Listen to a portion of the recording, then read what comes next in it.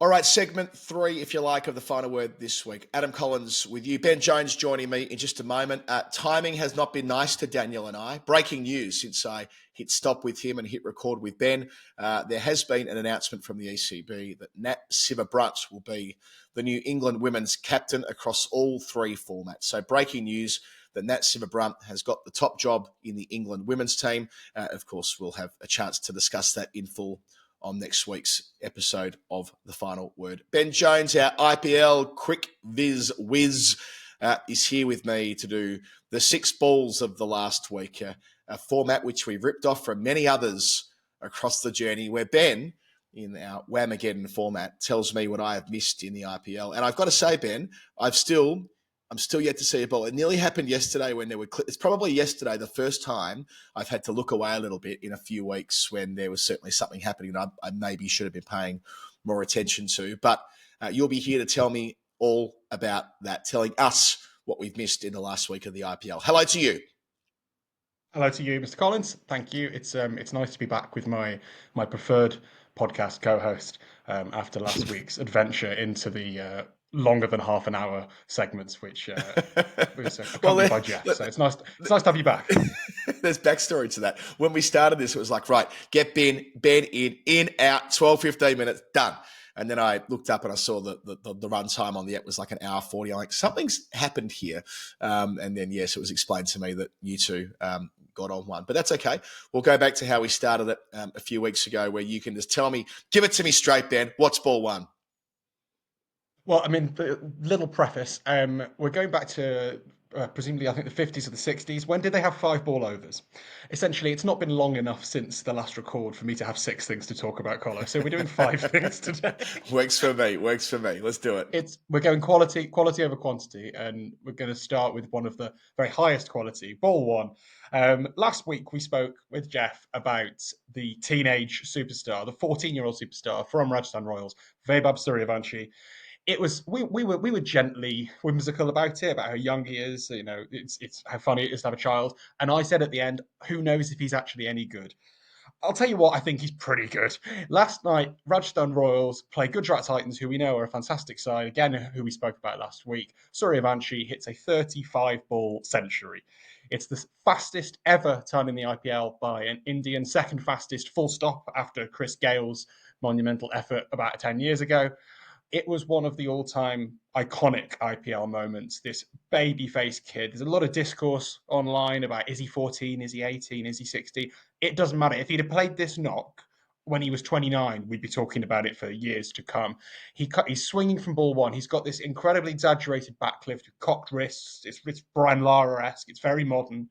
A lot of the Indian kids that come through, it's all about proper orthodox techniques. It's contained, it's compact, and it takes a while for them to come out of themselves. It's like Shubman Gill is only just about getting to the point now where he is a proper elite T20 batter. This guy looks like he was created in a lab to play T20 cricket. He is on the front foot, on the back foot, powerful in a way that you don't see with kids. He is swinging through the line. He's hitting. I think he hit more sixes in the power play than Chennai Super Kings have hit all season on his own in one game.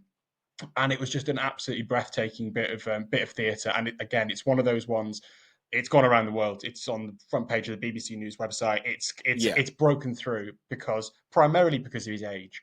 But I would endeavour, and you're playing the game, but anyone who isn't playing Tartageddon, go out and watch the highlights, because it's streaky, because it's a 35-ball T20 ton, but there's some unbelievable stuff in there. It was a really, really special moment. Yeah, and look, all cynicism and jokes aside, this is clearly a landmark moment in the tournament. And maybe, I mean, even wider than that, Ben, and you'll be well placed to discuss this, the idea of this production line of young talent, which has been exacerbated and exaggerated by the IPL. And, you know, the stories that Harsha Bogle's told on The Final Word before about every corner of every village being scoured for anyone who might be able to do it. And there's it's rhapsodized, isn't it? But, you know, the story of the young mystery spinners and that type of thing. Whereas this is an example of someone who knows nothing other than, I suppose, batting the way in which he's seen and been brought up watching in this tournament, and being able to arrive at such a young age. It seems barely conceivable that someone at that age would even be strong enough to hit sixes of this kind against bowling that, as Daniel and I briefly touched on before, this isn't some sort of Mickey Mouse attack. This is an international quality attack. it does make you wonder what the limit of human endeavour could be when it comes to young players emerging on this stage.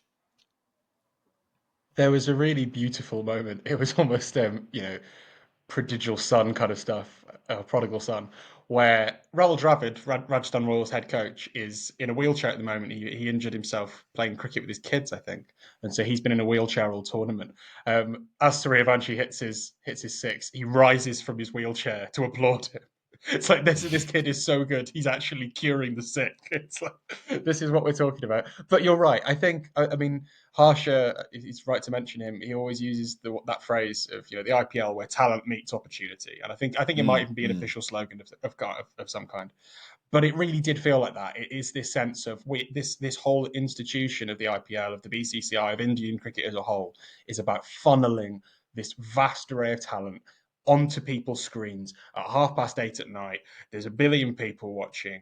That is your platform, and you can go from an unknown to a superstar in 25 minutes, or in his case, 35 balls. It's again, I'm trying not to be too much about his age because the innings was remarkable on its own. But when he takes his helmet off, he looks like a child. He looks so young. And as someone who is turning 30 this week, I am deeply, deeply distressed by by the effect it's had on my self-esteem. The other part of this was that he was batting with Yashasvi Jaiswal, who, well, is there a more impressive young cricketer in the world right now? And it feels like there's something to be said for the fact that these two were doing it in concert across their. I mean, the numbers Well, are kind of absurd because they also, always are mate, inflated, but 166 runs put on in 12 overs. and also even more kind of poetically was the lad who had the record for the youngest ton before um, Suryavanshi was Rian Parag, who did it when he was 17, also for Rajasthan Royals, who is alongside him in this innings as well. So, or I think, or at the very least, plays in the same inning. I think he actually replaced him at the crease, but it was a proper like that bit in the substance where Demi Moore is kind of watching the Margaret Qualley character on the talk show, and she's like stirring, really angry at like I was the young thing and now I'm not. It felt very there was a bit of narrative there. It was quite like, oh shit, people just keep getting younger.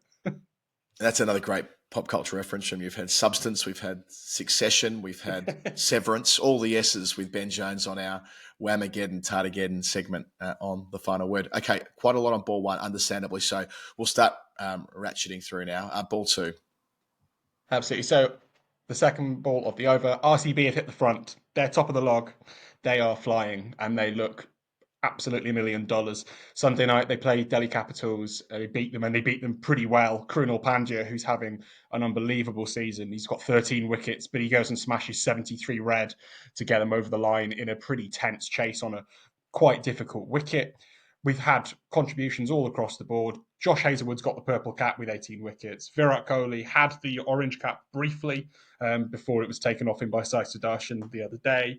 Suyash Sharma, the young spinner from Kolkata last year, who has crossed over to join RCB, he's been superb. And Tim David, one of my very favourite cricketers, hasn't failed once this season. I think his worst contribution was one unbeaten off one ball. He has basically delivered every single time, which for a high variance cricketer like him is pretty special. They've got a 90% chance of qualifying now, according to a lot of different models.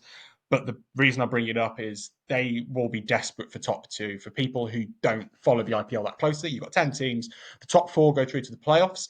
But if you come third or fourth, you've got to play the other one. Then you've got to play the loser of 1v2. So to win from outside the top two is really hard. You want to be getting in those opening two berths.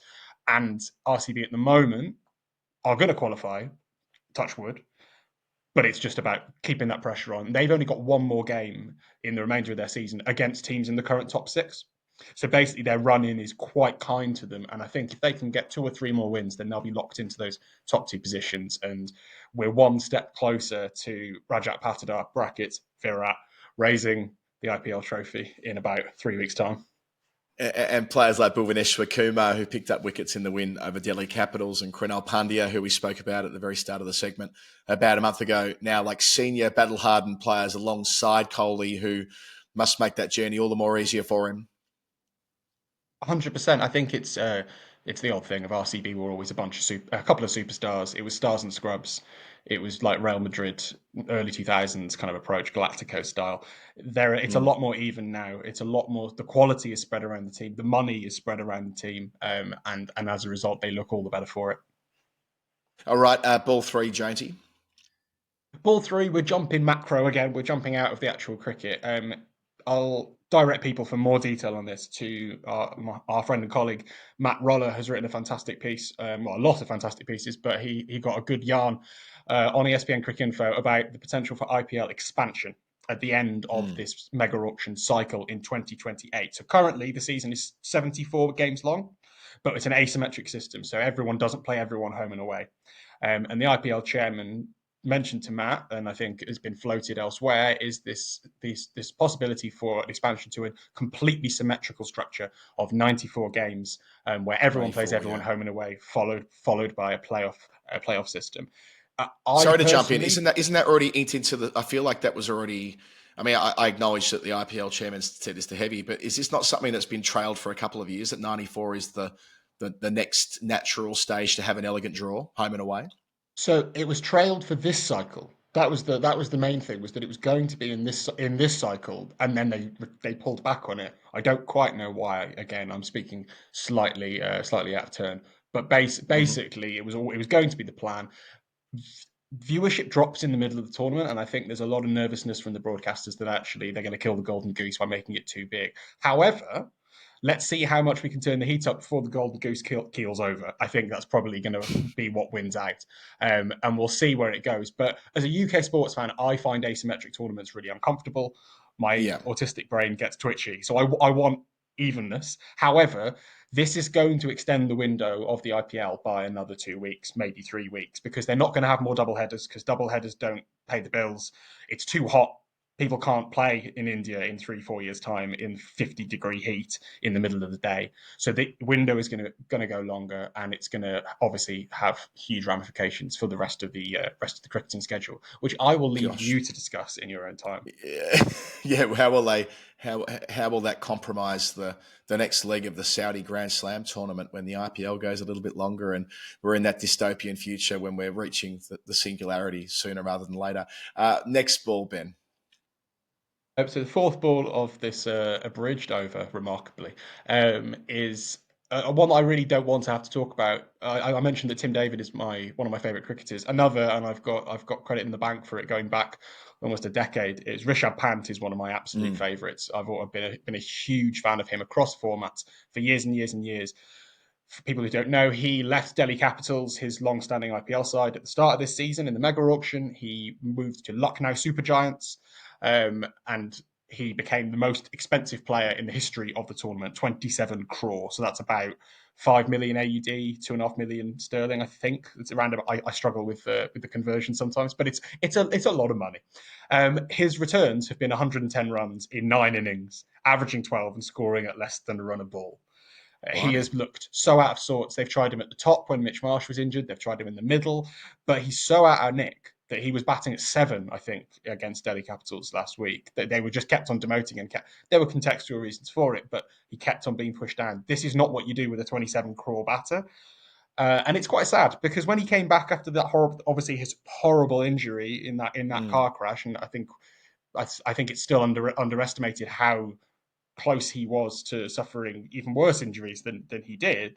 He makes that test century against Bangladesh in his first series back, and it's this incredible comeback. But actually, since then, he's not kicked on. He's not sustained it. And I know that there's too much talent there and there's too much ability underlying, but he's in a rough spot. And LSG are still in the playoff contention. They're mid-table, and if they're going to make it through to the next stage of the comp, they need slightly more from their star batter captain than making faces at bowlers who bowl to wrong bowling plans and averaging 12. Yeah, I think you and I both. My relationship to Rishabh is I commentated on his first IPL 100. I think it was when I was doing radio many years ago now. So I've always had an affinity for him. Okay, final ball, Jonesy, then we'll wrap it up. Yeah, so this is just another flick ahead, really. So the other form team after RCB in the IPL is Mumbai Indians. They started the season terribly. They were really, really struggling. They had no Jasprit Bumrah, who was still coming back off injury. They looked weak. They couldn't balance the side. They were lacking quality with bat and ball. Since he's come back, they've won, well, I think 5 games out of 6, but they're 5 wins in a row now, and they are second in the table. And it's all very reminiscent of 2015, which I'm sure you're thinking of, Adam Collins, was an iconic season for them where they, again, lost 5 of their first 6 matches and then came back to win the whole thing. And that's where they look right now. They look like the most likely team, alongside Gujarat Titans, I'd say, to challenge RCB at the top of the table. Surya Kumar Yadav's been brilliant. Trent Bolt has been fantastic, particularly in the death overs. We all know about his exploits with the new ball, but he's been superb at the death, as have many bowlers. We spoke about that last week with Jeff. Rohit Sharma's started to come good. He's had a couple of half centuries in the last few innings after a really rough period. And basically, their star-studded Galactico-style squad has suddenly started to deliver on their latent ability, and they look pretty scary if you're an opposition team member right now. Again, it just draws me back to, it's kind of Mumbai's, that 2015 season, although they went in 2015 season was kind of a like an iconic switch for them from being the Muppet side who make terrible decisions with an amazing opportunity to do better, to becoming like a serious franchise that just win. And it happened mid-season in that run. And it feels like we're kind of reinvoking the spirit of that right now. So yeah, Mumbai fans, it's all looking pretty good. I think next week we're going to have full license to probably discuss the teams at the bottom. So your Rajasthans, your Sunrisers Hyderabad, and your Chennai Super Kings, who have all been pretty dreck. But at the top, it's Mumbai, RCB, and Gujarat. Yes, we're 47 games into the 70-game group stage, followed by the finals. RCB, Mumbai Indians, Gujarat Titans, and Delhi Capitals in the top 4. So the second semi-final, as it would be right now, would be RCB against Mumbai Indians, and the first semi-final in McIntyre Final 4 terms would be Gujarat Titans versus the Capitals. Then Punjab, Lucknow, Kolkata, Rajasthan, Sunrisers, and Chennai. And Ben Jones, our favourite Hugh Laurie imitator, and many other things on this show, dear friend of mine and my family. I didn't actually know you turned 30 today. You said during the I week. did. You said it's a significant day. It's a moment in time. Jonesy turns 30. To me, you'll always be kind of the young puppy we met when you were probably 21 or 22, but you've gone on to forge a really impressive career, and you're a really impressive human being and great friend as well. So just wanted to end on that note that as we wrap up this segment for this week, that we love you very much. And we're glad that you were willing to share 18 minutes of your 30th birthday with us on The Final Word. How appropriate, mate. How wonderful. You met me as a cherubic, blossoming young man fresh out of Cambridge University, and you find me as a depressed, chronically online alcoholic addicted to watching the IPL at the age of 30. So isn't it appropriate? Who knows? Spend it with you. Who knows what 40 will bring. Look forward to celebrating that milestone birthday with you in the fullness of time back here in London. Happy birthday. Thanks for joining us. That's been brilliant. Ben Jones, Crickviz, 30 years today. That is our Whamageddon, Tatageddon IPL segment. That's also the show done for today as well. Thank you to everybody who's part of our Patreon community, patreon.com/The Final Word. Sign up and join the Discord channel. Of course, the Edinburgh Marathon coming up the 18th of August, game at Wormsley. It's going to be a massive summer for Final Word and all of our friends, and the best way to plug into that is through Discord. Thank you to Daniel Norcross, who stepped in to host the weekly show this week. Hopefully the power's back on where Jeff is in Lisbon. It'll be Daniel with me for story time. We've got a book club coming up. We've got 2 great interviews coming up as well. I'm not going to say with whom yet because they're not in the can, but believe me, once they're both done, they will be interviews that you'll be looking to listen to. Maurice Blackburn Lawyers, Odin Mortgage and Tax, the Wisdom Cricketers Almanac. The details for all 3 of our commercial partners are in the show notes as well. This has been The Final Word, episode 9 of season 18. We'll catch you very, very soon.